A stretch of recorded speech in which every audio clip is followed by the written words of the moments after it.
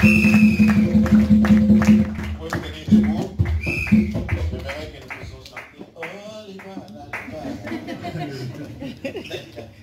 un moment de joie.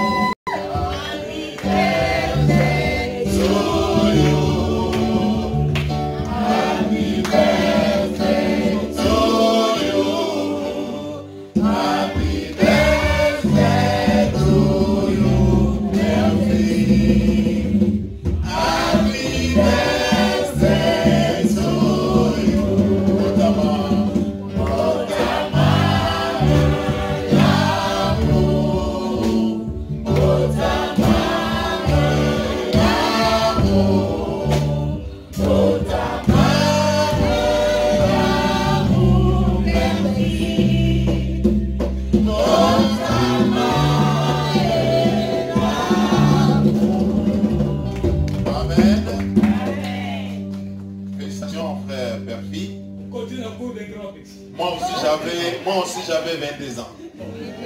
Un jour. Voilà pourquoi il faut profiter de prendre de bonnes décisions dans sa vie quand on est encore jeune. Amen. C'est très important pour notre avenir. Amen. Vous pouvez vous asseoir. Vous savez, moi je ne serai pas là les 16 à Paris, à Créteil. Référence au mariage civil. Donc moi, je serai là. Nos 2 jours de la semaine, c'est-à-dire mardi, mercredi, nous allons nous retrouver ici. Et nous allons aussi prier, par exemple, les samedis et les dimanches. Si nous commençons le 17 décembre, c'est-à-dire nous allons prier le mardi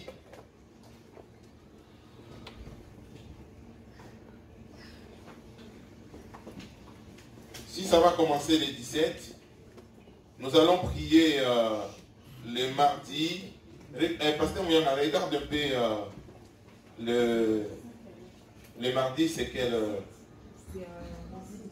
le 17 c'est un lundi. Ouais, le 17 c'est un mardi. Nous allons prier aussi le mercredi 18, c'est-à-dire ça c'est nos jours normaux. Mais les jeudis et les vendredis, chacun doit prier chez lui. Mais on peut s'organiser aussi exceptionnellement. Nous pouvons faire, tu peux intéresser un frère ou une soeur et dire que est-ce que tu peux venir et nous puissions prier ensemble. Vous prenez même 1 heure du temps ensemble, c'est-à-dire les jeudis. C'est quelle date les jeudis? Le 19 et le vendredi 20.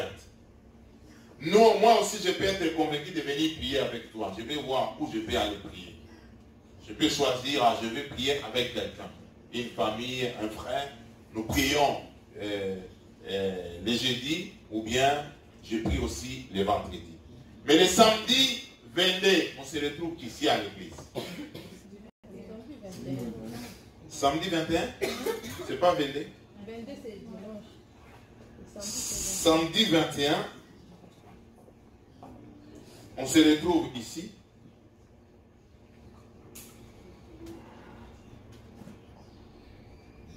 Moi j'avais dit dimanche 23. Samedi 21, on se retrouve ici à 16h30 jusqu'à 19h30. Dimanche, nous gardons notre heure de prière de culte normale, donc à 13h30. Vous savez, moi hier, j'étais quelque part dans une église, je suis allé prier là-bas. Vous savez combien de temps il dans la prière? Il commence à 10h, le samedi, hein, il prie que les samedis. 10h jusqu'à 13h30, stop. Hein. Prière, prière, prière, prédication, je prêchais même là-bas. À partir de 13h, ils vont manger tous ensemble, jusqu'à 15h. À 15h, ils reprennent la prière jusqu'à 18h30. Ce n'est pas des Africains, ce sont des Blancs. Amen. Ce sont des Européens. Et ils prient des cris comme nous prions ici. Ils bougent là-bas, ils prient. C'est-à-dire, ils prennent du temps dans la prière. C'est pas facile. C'est un sacrifice. De tels moments que nous organisons dans la prière, je te demande, frères et sœurs, de ne pas manquer ces moments que nous organisons. Déjà, ce n'est pas beaucoup. Vous allez remarquer qu'on a gardé nos heures de kit la semaine. À part le jeudi et le vendredi, tu vas prier seul dans ta famille. Soit tu organises l'équipe de la famille, soit un frère vous accompagne, aussi vient vous assister. Soit tu te dis que non, le jeudi, moi je vais aller prier dans telle famille avec tel frère. Et le samedi, nous, on se retrouve ici. Nous allons prier. Et il y aura des orateurs. Nous aurons des personnes qui viendront de l'extérieur, qui vont nous apporter la parole de Dieu, qui vont nous conduire pendant ces moments. Amen. Hein? Amen. Donc, d'ici là, nous allons nous organiser avec les pasteurs pour faire des affiches. Alors, nous continuons l'autre semaine. Les mardis, c'est le 24. Donc, on reprend encore les mardis 24. Mercredi 25, nous sommes ici à l'église, nos heures normales. Jeudi 26 et vendredi 25, chacun prie chez lui à la maison. Pasteur, le 25 c'est Noël. Hein?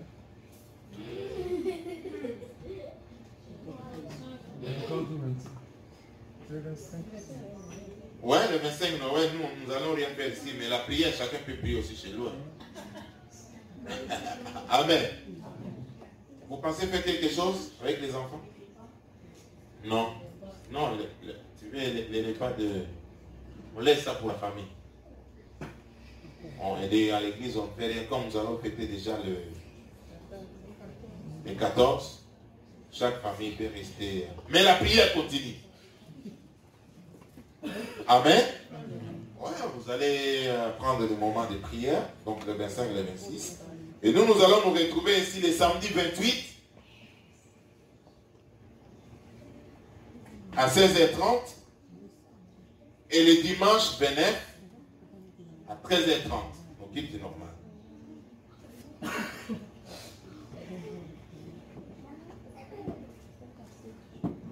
Avant les 31, il y a encore un mardi, non? Non, les 31, c'est mardi. Voilà. Les 31, c'est un mardi. Au lieu que nous puissions faire notre réunion de culte à 18h45, nous allons venir la nuit. C'est-à-dire, les 31, nous allons commencer à 22h. Nous allons faire notre réveillon jusqu'au 1er. Et là, nous allons nous organiser pour voir comment nous allons faire ces réveillons. Voilà un peu ces communiqués. Est-ce que quelqu'un a retenu quelque chose? Nous allons commencer la génération des gagnants à quelle date? 17. Et nous allons prier ici à l'église quel jour et quel jour? Mardi, mercredi, samedi et dimanche. Jeudi et vendredi, nous allons prier où? À la maison. Est-ce que tu peux inviter une personne pour venir prier avec vous? Oui. Amen? Oui. Moi, je vais contacter quelques personnes. Le jeudi, je peux aller prier avec des personnes. Et vendredi aussi, je vais faire comme ça. Les pasteurs aussi qui sont là, ils peuvent s'organiser. Donc voilà les communiqués. Et nous allons continuer la semaine prochaine, c'est-à-dire le 24, le 25, jeudi 26, 27, chacun prie chez lui. Le 28, le samedi et le 29, nous serons ici à l'église. On aura des pasteurs qui viendront de l'extérieur pour nous apporter la parole de Dieu. Amen. Amen. Les 16 de ce samedi, qu'est-ce que nous avons à l'église? Nettoyage. Nous avons nettoyage avec l'église à Saint. Moi, je travaille. Amen. Est-ce que nous pouvons prendre nos buts?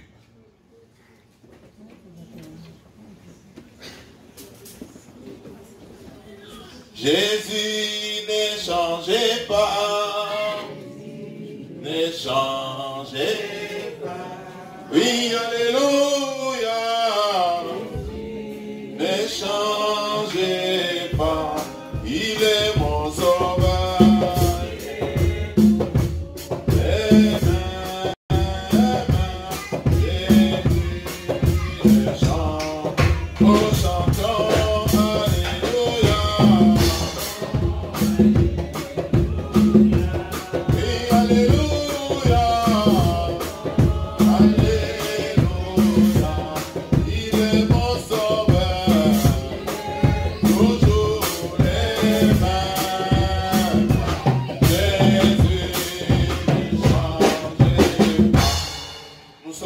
Évangile de Jésus selon Jean au chapitre 12,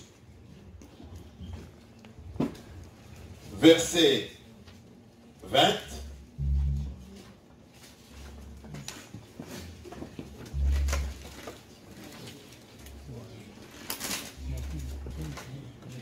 Jusqu'à 26.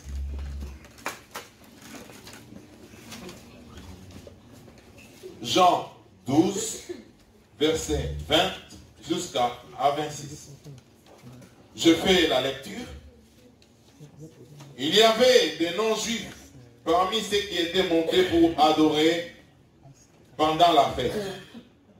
Ils s'adressèrent à Philippe, qui était de Bethesda en Galilée, et lui demandèrent, Seigneur, nous voudrions voir Jésus.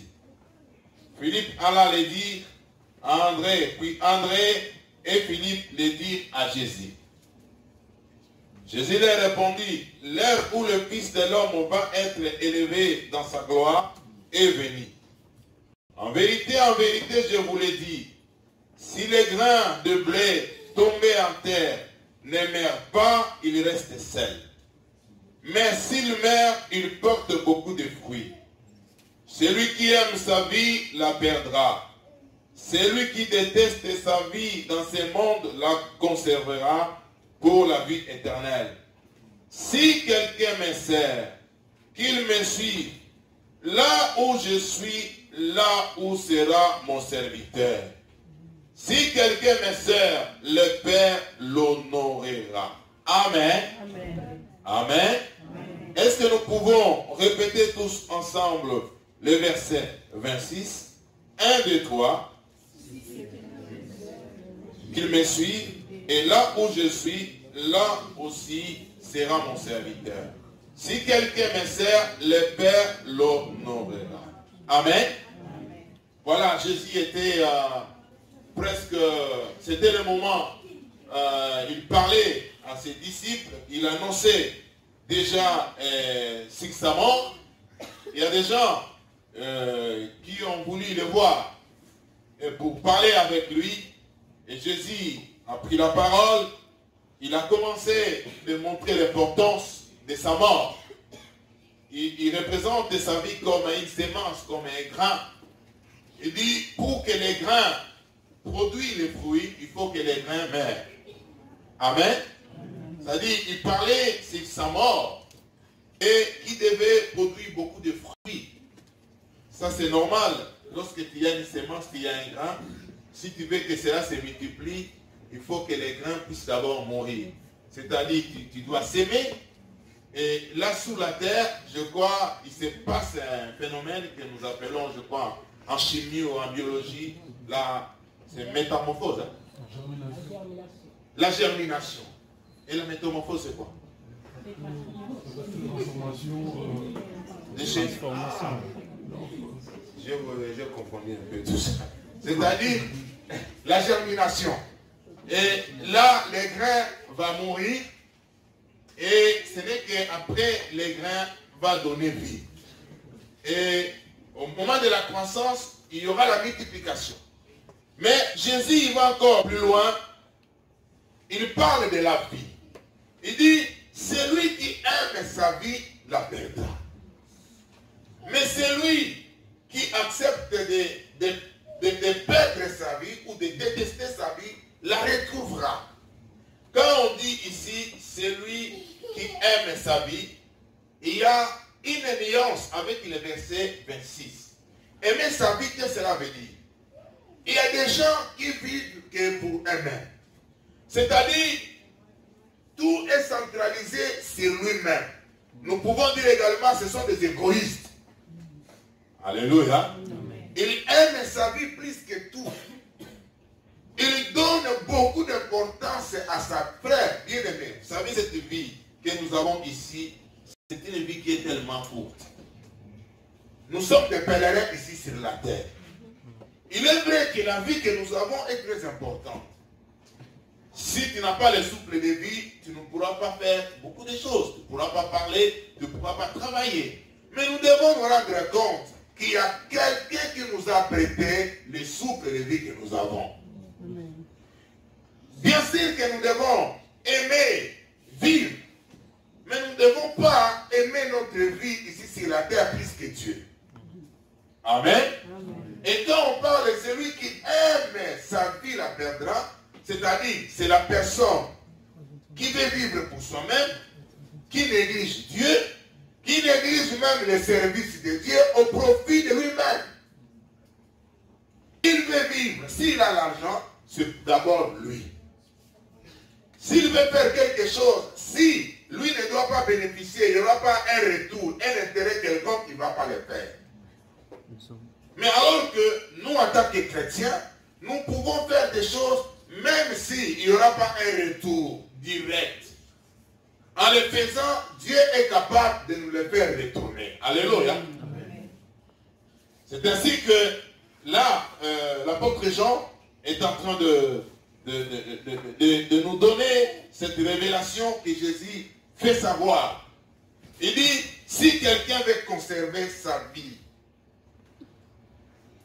il la perdra. Mais celui qui accepte de se donner, de servir les autres, de servir son Dieu, même s'il perd cette vie-là, il la retrouvera. Amen. Amen. Ça c'est très important, frère. Bien-aimé dans le Seigneur. Si quelqu'un me sert, dans le verset 26, si quelqu'un me sert, qu'il me suive. Donc là, on parle du service. Deuxièmement, suivre Jésus. Écoutez la récompense. Là où je suis, là aussi sera mon serviteur. Amen. Ça, c'est la première des choses. Frère, nous aspirons à la vie éternelle. C'est vrai ou c'est faux? En Christ, nous avons la vie éternelle. Jésus est venu ici, il est mort. Qu'est-ce qu'il nous a dit? Je ne vous laisserai pas des orphelins. Mais le Saint-Esprit que le Père enverra à mon nom vous consolera. Mais moi, je m'en vais auprès de mon Père pour vous préparer de la place. Alléluia. Donc, Jésus est monté, est allé auprès de notre Papa pour nous préparer de la place.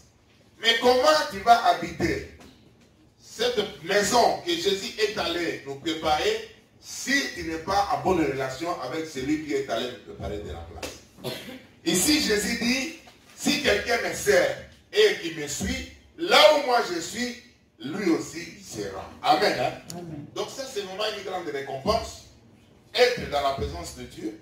Et deuxièmement, il dit, si quelqu'un me sert, le Père l'honorera. Le Père va l'honorer. Vous savez, il y a une nuance, ici Jésus parle du Père. Vous allez voir, dans la Bible, des fois, on parle aussi de Dieu. Il y a une nuance, alléluia. Quand on parle de Dieu, on voit plus la puissance, la grandeur de la divinité et du Dieu. Et souvent, qui parle souvent de Dieu?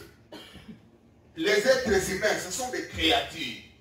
Hein, les gens, des fois, à peine il vient de se convertir, même dans sa prière, il va beaucoup prier Dieu, Dieu. C'est-à-dire là, c'est les regards que nous avons par rapport à Dieu. Le Dieu grand, le Dieu tout-puissant. Mais lorsque la personne grandit dans la foi, il devient fils, Dieu devient son père. Alléluia. Amen. Alléluia. Amen. Il ne parle pas trop dans la prière, Dieu, je fais ça, mais il appelle Père, Papa. Pourquoi? Parce que lui, il se sent qu'il est fils et que Dieu est devenu son Père. Il y a une filiation. Alléluia. Je parlais de ça un peu à Strasbourg. Vous savez, dans la filiation de fils et père, il y a beaucoup de révélations. Il y a beaucoup de révélations. Moi, il est vrai que beaucoup de frères et sœurs ici à l'église m'appellent papa. Amen. Hein? Amen.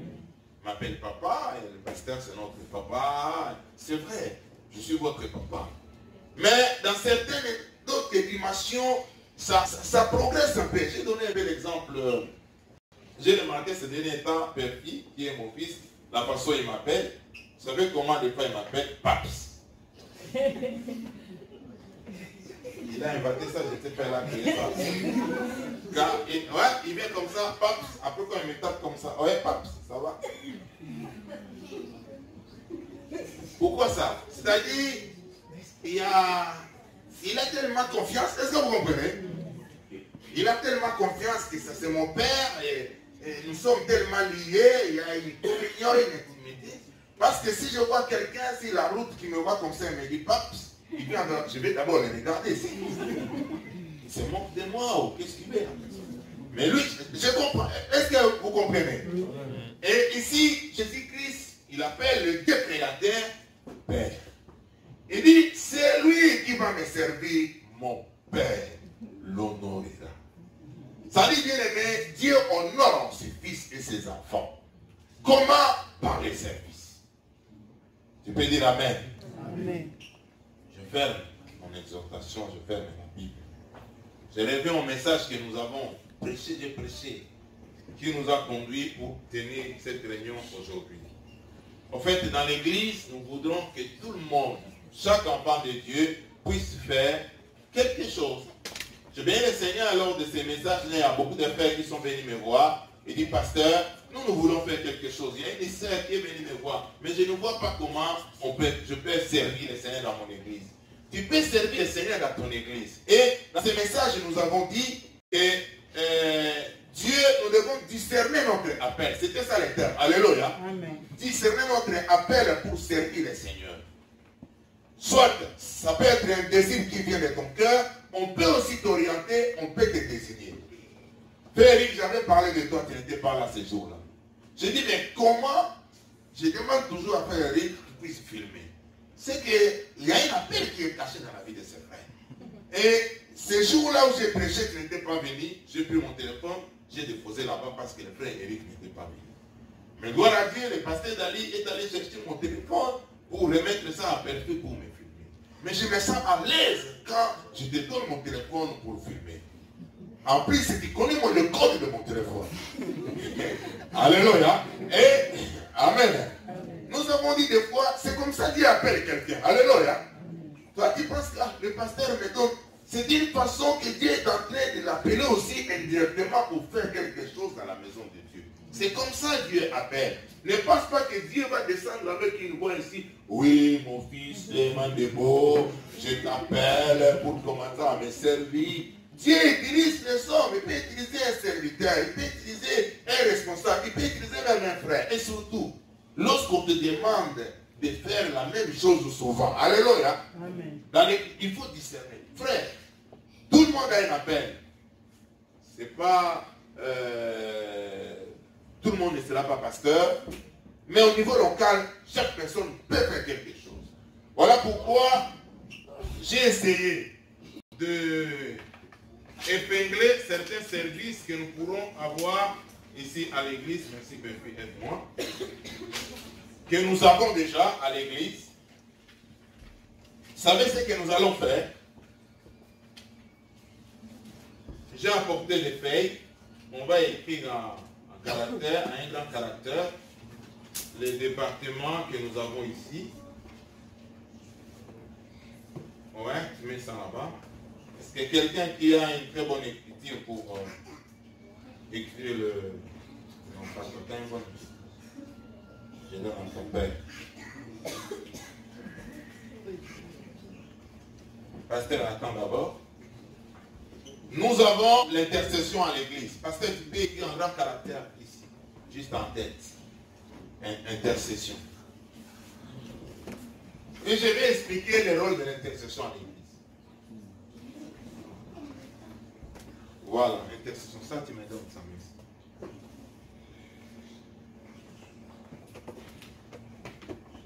Tu peux numéroter ça, tu mets numéro 1. Numéro 1 juste pour se référer.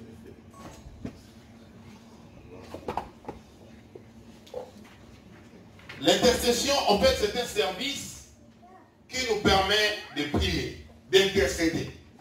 C'est-à-dire, nous pouvons prier pour l'Église, nous pouvons aussi prier pour d'autres personnes. Amen. Amen. Amen. Amen. Et une Église où l'intercession fonctionne, ça sera une Église bénie et une Église puissante. Et une personne aussi qui est là, qui se met pour prier en faveur d'autres personnes, Dieu s'occupera aussi de ces problèmes. Vous savez, lorsque tu es là que pour penser aux problèmes des autres, des fois tu oublies tes propres problèmes. C'est Dieu qui va s'occuper de tes problèmes. Amen. Amen. Donc, les services de l'intercession aident l'Église à avoir une base arrière dans la prière pour soutenir l'Église.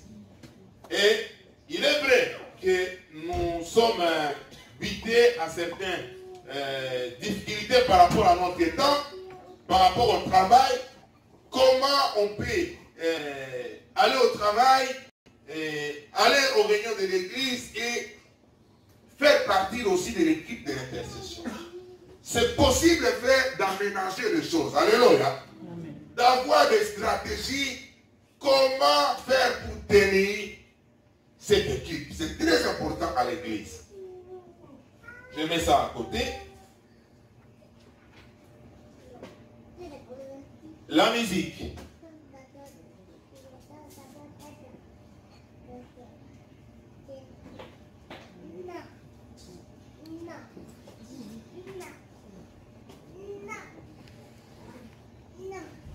Alors moi j'ai voulu que là, bon, le pasteur a écrit groupe d'adoration, mais numéro 2.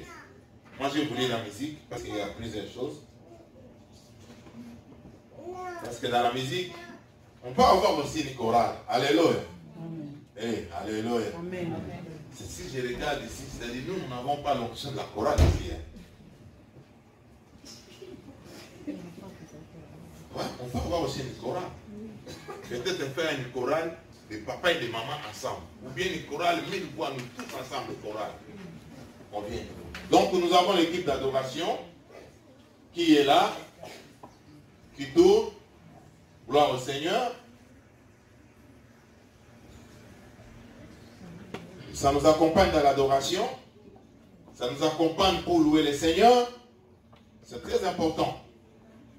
Vous pouvez faire part aussi de cette équipe, comme notre bien-aimé Charles est là, notre papa Emmanuel aussi. Ils sont entrés dans cette équipe pour renforcer l'équipe qui était là. Nous bénissons le Seigneur pour cela. Et cette équipe est très importante dans l'église. Mais nous devons faire aussi attention à cette équipe. Quand vous faites partie de cette équipe, vous devez être des hommes et des femmes aussi de prière. Amen. Amen. Amen. Amen. Je bénis le Seigneur pour l'organisation que je vis déjà dans cette équipe. Nous avons l'équipe des femmes.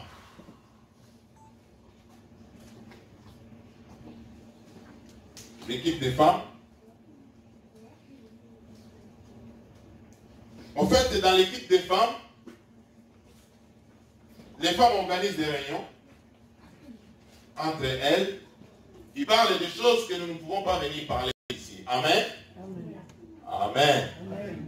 C'est très important aussi que les femmes se retrouvent entre elles pour parler les problèmes par rapport aux femmes. Comment servir le Seigneur, comment tenir sa maison. Quand on parle des femmes, nous voyons aussi des jeunes sœurs qui ne sont pas encore mariées.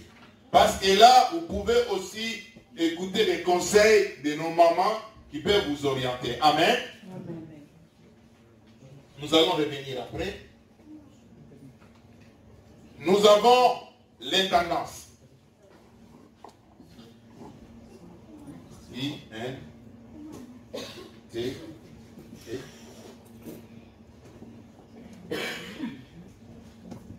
Voilà.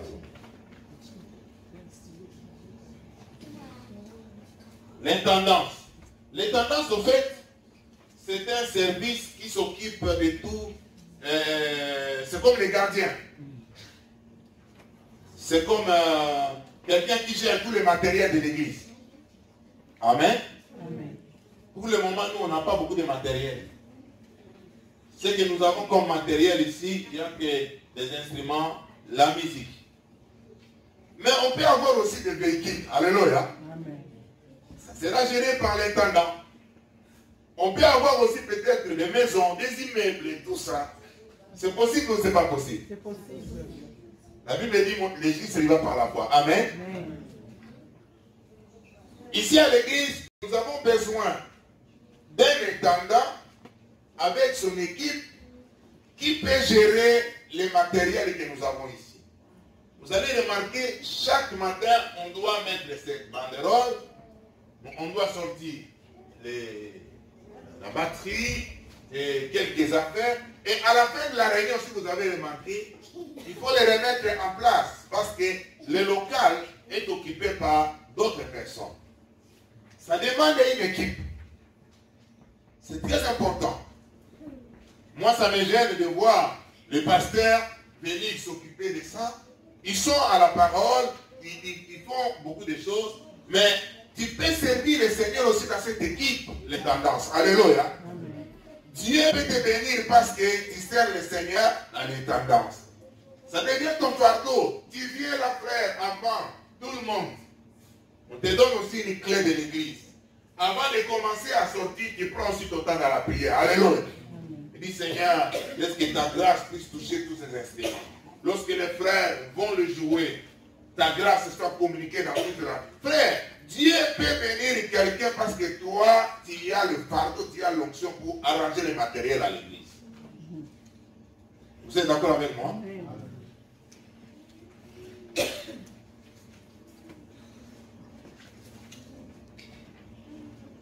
Évangélisation. Évangélisation est suivie.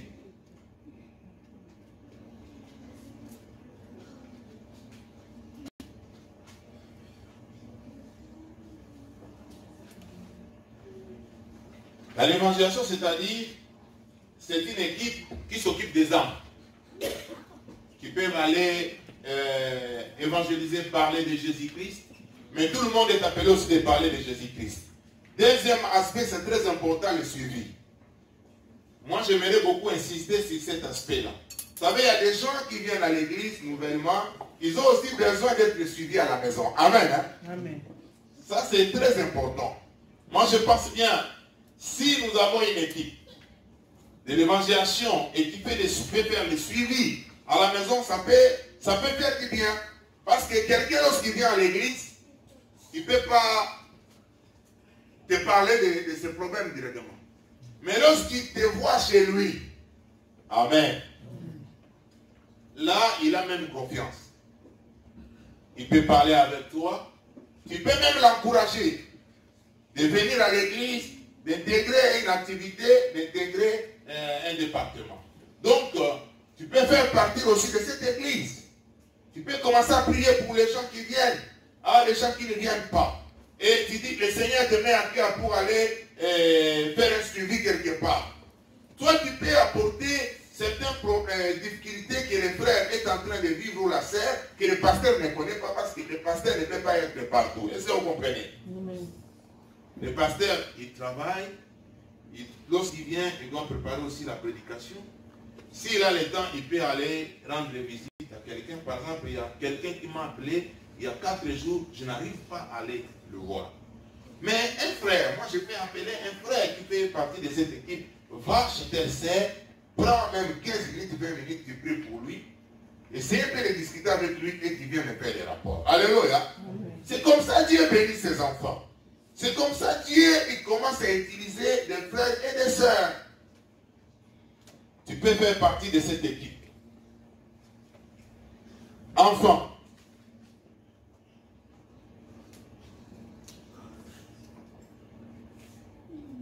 Enfants.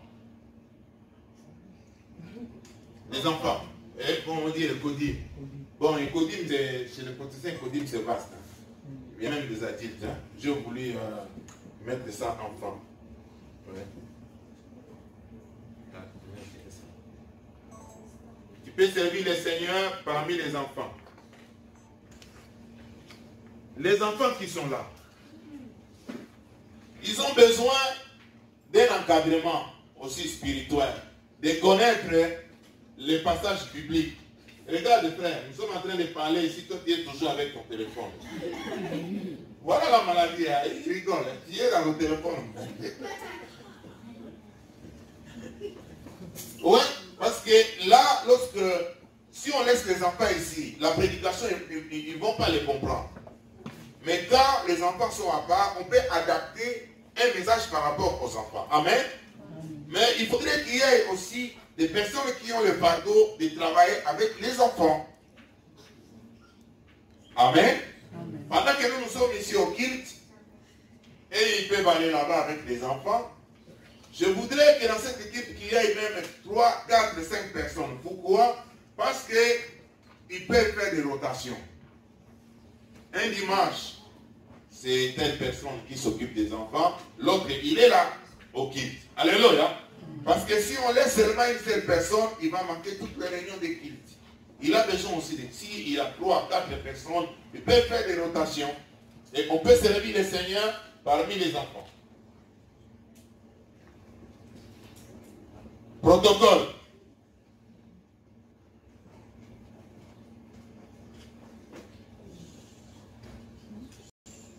C'est très important ce service. Pour le moment, l'église, on a combien de membres du protocole que vous connaissez? Qui fait le protocole ici à l'église? C'est Frère Dercé. Seulement lui. S'il n'est pas là, il n'y aura pas le protocole. Amen. Il faudrait qu'il y ait une équipe qui travaille pour l'accueil. Ça fait déjà une bonne image. C'est aussi un sens de respect lorsque quelqu'un vient, même nouvellement, il est accueilli déjà à la porte et on veut lui montrer la place où il peut se mettre. Et des fois, je vois, quand nous venons à l'église, chacun veut s'asseoir où il veut, mais le service, le protocole d'accueil peut nous aider pour qu'il n'y ait pas les dérangements. Vous allez voir que quelqu'un prend une place ici, il laisse à côté de lui 3 chaises. Ce n'est pas seulement avec nous, même à l'église de Hassem. Une fois que je suis venu là, ils ont parlé de ça. Parce que ça dérange. Mais si le frère de service est là, il peut te donner la place, tu acceptes la place. Ceux qui viendront à l'état pourront trouver de la place facilement. Amen. Amen. Moi, j'ai commencé à servir le Seigneur en tant que membre du protocole. Mon ministère, j'ai commencé en tant que membre du protocole. Donc, nous avons besoin de gens qui peuvent servir à l'accueil.